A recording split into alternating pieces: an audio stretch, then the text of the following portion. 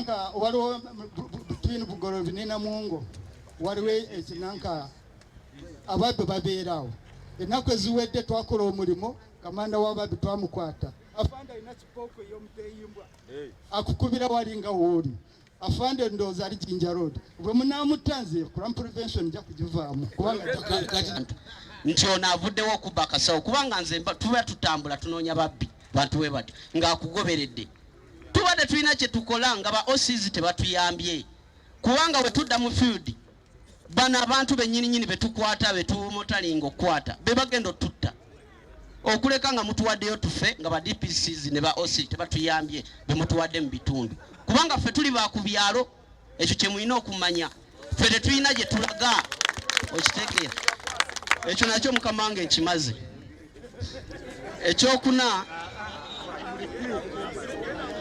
ekyokuna mukama wange Kawala ku station madamu onansonyi wangenda kwogera kino ti madamu we Kawala badde bakamuleeta ansonyiwe wadde taliiwo naye gwe wazizaawo naye yavuddewo kyekimu nti lwaki nti kubanga essaawa 6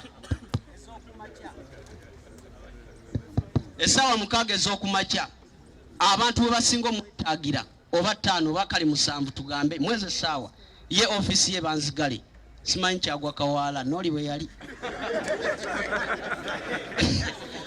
kubanga ebanzigale ne esimu yange nagireese nsagirese nagyerabiddeyo naye byonna nabikwata bw'oba obyagala. Who is supposed to make it work? Finally, everything is No. Who is supposed to make it work? Crime intelligence. So that crime intelligence officer of Gazo, I'm making him a sacrifice. I suspend him. In fact, I suspend all of them from Kampala Metropolitan. All the crime intelligence officers until they can prove that they have delivered. So, all of them, I have suspended them today. I have suspended all the crime intelligence officers because they have failed to implement watch list. Until they can prove otherwise. So recall them, all of them, and give me new ones. Another one. I don't have a private security company. Please. Mumanyi wano waliwo ekizimbe kirungi mu Kampala kyonna kiba ekyo kyakayihura ndowooza nakiri kyange nakiri kyange waliwo bangamba nti waliwo n'ekizimbe e Makerere bweru wa Makerere ndi kyange gira mugaga nnyo kubanga Kampala yonna yange patako kibi nnyo twaswala yakola ki yabba mukazi w'omusajja ye twali amukwatako so lindako sokoleke discipline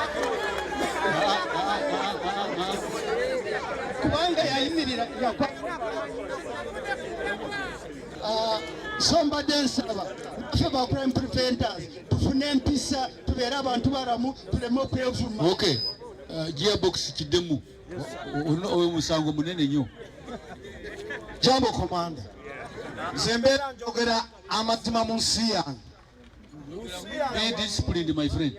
Ensi yange njagala nnyo kyova olaba nkola emirimu n'obwesimbu ebyagamba afande eby'omukyala ndowooza awulirako omukyala gwe nali ngenda okuwasa embaga omukyala oyo twali meeting mu Kyengera nenkuwa ne kaadi kati ng'abakyala b'omanyi bwe basiŋŋaana mu kkubo namufuna nakkiriza bw'amala okukkiriza ne muwasa ne tumutwaleko ojjukira embaga gye naggamba e Kyengera sibbanga mukazi olw'okuba nti bannamawulire omanyi nti gearbox akwata ababbi mu ggwanga oli n'agaa nti avuddeyo toga kulwanyisa gearbox ndi kumulama omukyala wange muliramu n'omwana gearbox namuzadde ne mwambaza t-shirt ye NRM mwana wa ggwanga nti eri musaayi gwe NRM ebyowaabira ewafande andabye ebbanga ddene kuva ku Bob Span agamanya twali abiri Bob Span gearbox twali nga tukyali mu police headquarter wa parliament wagambye nti mugenda okunoonya ababbi naye tolina kweyita Ali Kidume olina kweyita oba erinnya lyonna oba gearbox